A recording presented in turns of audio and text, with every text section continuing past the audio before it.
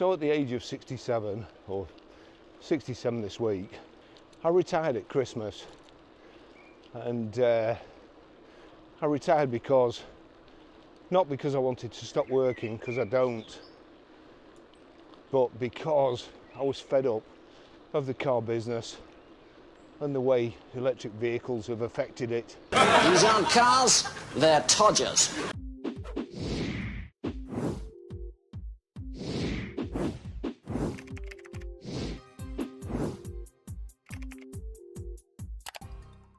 EVs have, in order to sell them, they have to be massively discounted so that they're a financial decision and not an emotive one, like cars have always been. You know, everybody like sees a car on the road and thinks, wow, I'd really like one of those. Do they look at EVs and think that? I don't think so. So consequently, EVs have been reduced and reduced and reduced and reduced, and they've got to such a point now where they cost thousands of pounds more new than a nice car, but at 12 months old they're worth thousands of pounds less. So if anybody buys them new, they're going to lose a fortune. Fortunately, it's companies that are buying them, and they get, you know, and if you get it through a salary sacrifice scheme, your payments come off your wages before tax. So you're basically getting tax relief on buying one, which, I mean, it's ludicrous really. And whenever the government have done things like that in the past, they only do it until they catch on and then they just stop it. So it's just like a carrot. And if you think an EV is going to be cheaper in future, you are mistaken. Somehow they've got to replace the 53 pence a litre fuel tax on petrol and diesel, and also the 20% VAT. And also, if you think they're going to let you charge it at home for 7 pence,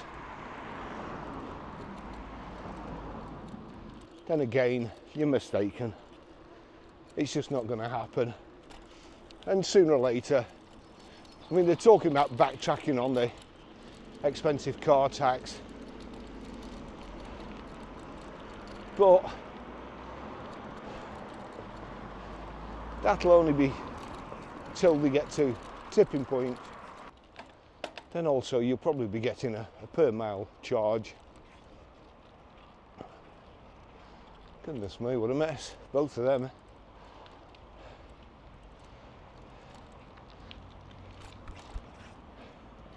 So you can crow all you like about charging at home, make the most of it, because it won't continue.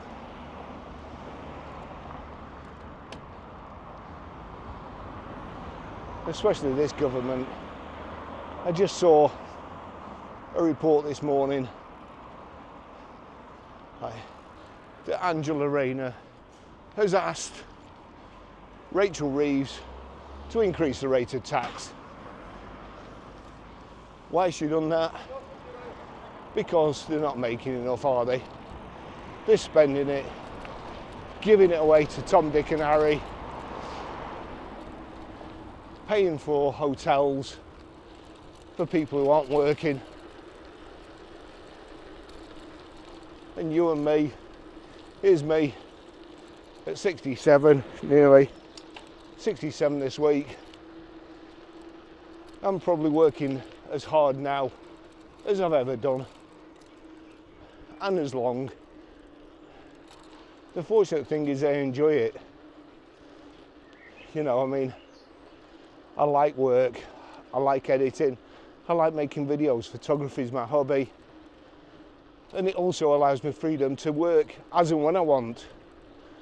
This morning I actually got up I made a video yesterday, and there were some funny parts in it, and I've been getting aggravation off this certain type of person, and when they, They couldn't win.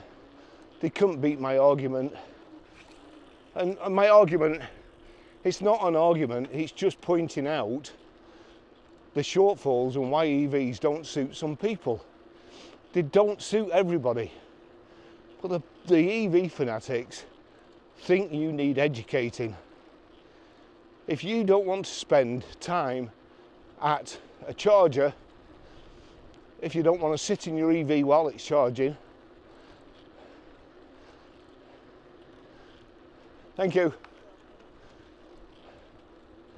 for fear of it exploding, which I wouldn't, then you need educating. You know, EVs seldom catch fire, but when they do, you haven't got a hope in hell of getting out of that EV when it goes up. The flames are shooting from underneath, and it's like a rocket launcher. I mean, batteries are blowing up and firing out everywhere. It may not go up, but what if it does? You will not get out of there alive. What if you're sleeping? What if you pull up to a motorway service station for a short while and your car, your EV sets on fire, or the one next to you, and you can't move your car away because it's plugged in? There are all sorts of drawbacks.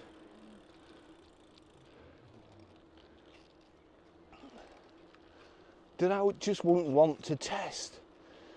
I mean, recently I've got so many gadgets, all with lithium batteries, and the last thing I do at night is go around and make sure everything's unplugged, because I've had 3 Apple Watches. All the batteries have expanded on the Apple Watches. One broke the front glass, and that cracked in the middle of the night. I thought somebody was breaking in to the house, it was that loud. This camera I'm shooting on now, it's about 18 months old. The battery's knackered. It doesn't last anywhere near how long it should do. And yesterday, I did this same run on my bike.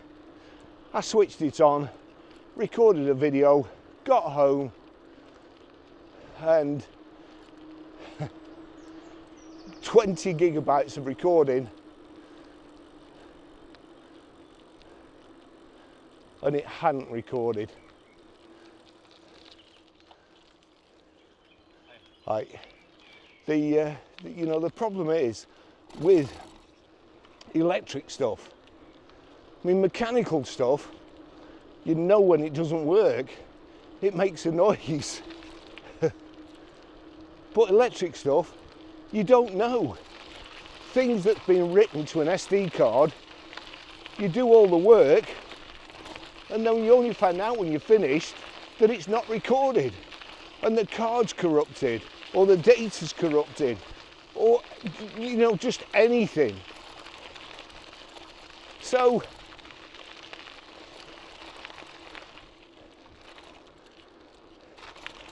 you know,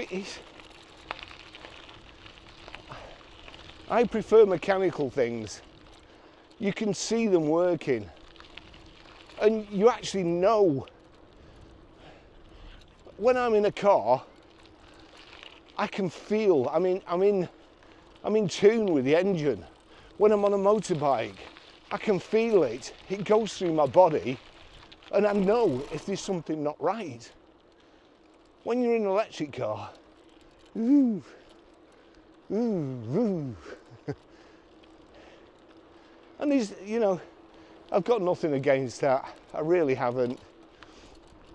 As I say, I love my Citroen Ami. I think it's a fantastic concept for just getting around town. I wish it had a couple of things, but to be fair, it hasn't got them. I knew it hadn't got them when I bought it, and I was fully educated about it. I've had it 2 years. I love it. It's brilliant. I've had several EVs, and they're great for just going backwards and forwards to work.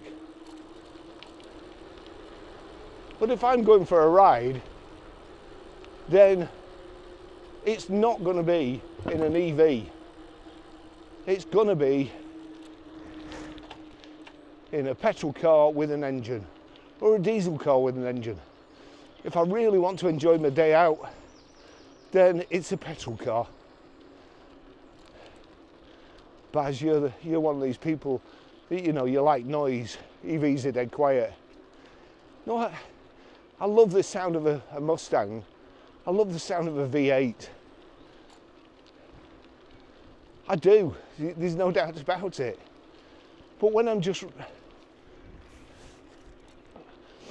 going for a ride and I want to enjoy myself, there's nothing better than a Sirocco 1.4 on a country lane. You can only do 70 if you're lucky.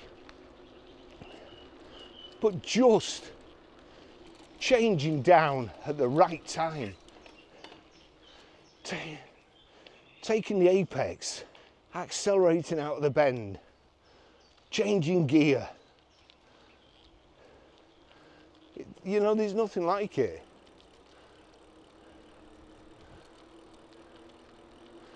I wouldn't drive a manual every day of the week. I like automatic.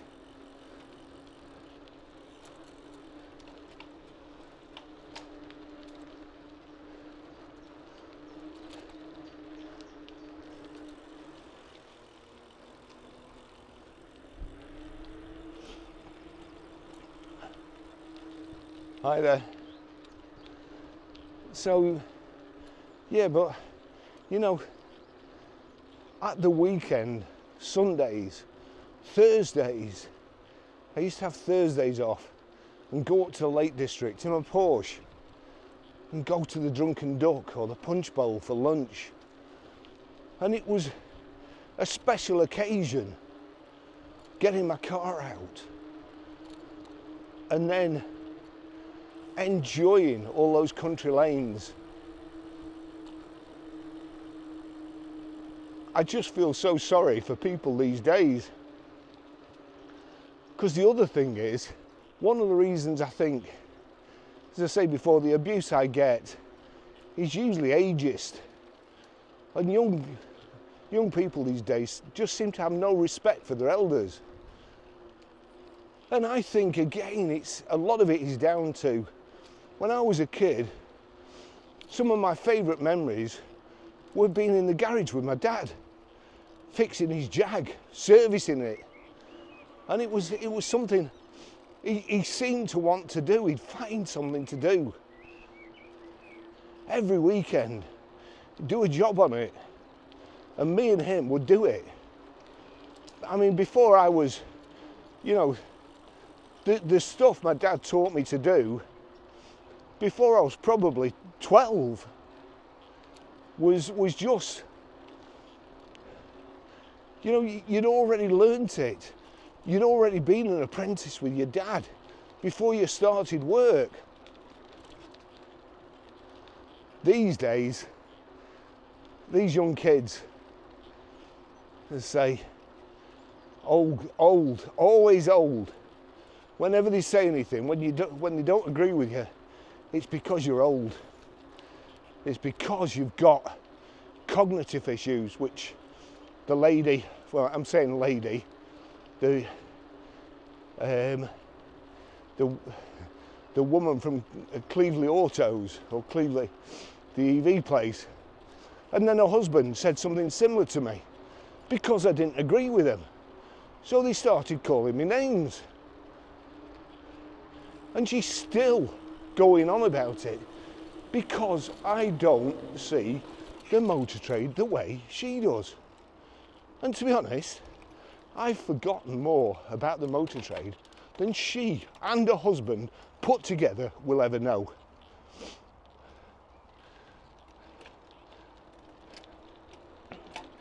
I met a guy the other night. Somebody started talking to me the other night in a bar. Young lad, cocky young lad, very cocky young lad. And he started telling me about his firm that do videos. So I showed him my videos that I've been in for 15 years. And then he said something else about Auto Trader. And I told him my views. And then he said about CarWow. And I told him my views again.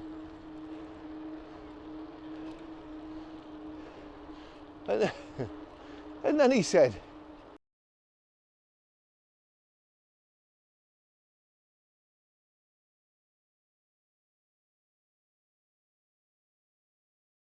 and I said to him, how did you get that conclusion from what we've just talked about and the conversation?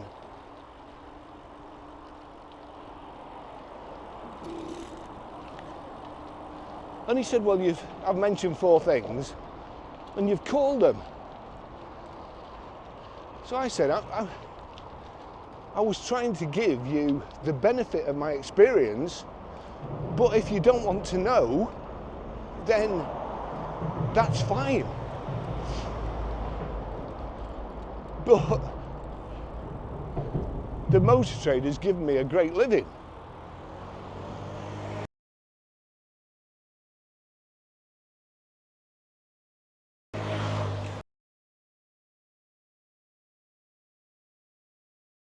I've thoroughly enjoyed it.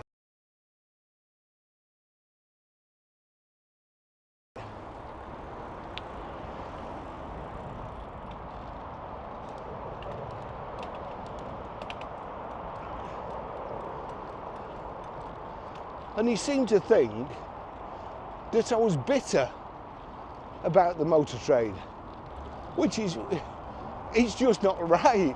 You know, when I look back, the times I've had, I wouldn't have had those in any other job. At times, you know, I said this a few weeks ago, at times I've lived like a millionaire. And then somebody left in the comments, you live in a pokey flat, you live like a millionaire, ha ha ha. Well, as I say, I'm nearly 67. My only living relative is my sister, who is 50 something. What do I need? I just need a base.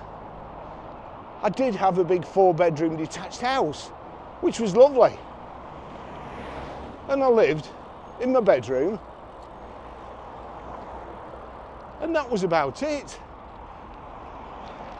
I very rarely cooked.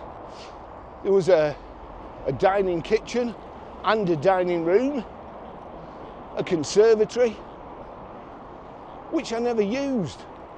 And I spent all my time cutting the grass and weeding and upkeep of the property. I don't want that anymore. I want to enjoy my time. So everything you say, these younger people turn it against you.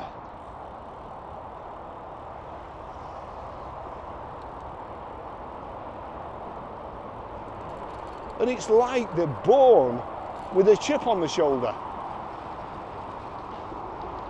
In the end, I said to this lad, I suppose he was a nice enough lad, but again, I started to search something on Auto Trader, and he said, I was searching for a specific firm, who I said, just keep advertising cars with covers over them, and he said they didn't. So I went to search for them, and he said that won't work. I said, I've been doing this for years. It will work. No, it won't. And of course it did work, because I've done it 1,000 times. I'm in the bar having a lovely bottle of wine with my friends. I got talking to a stranger, and it ended up virtually an argument. And I don't understand how it happened.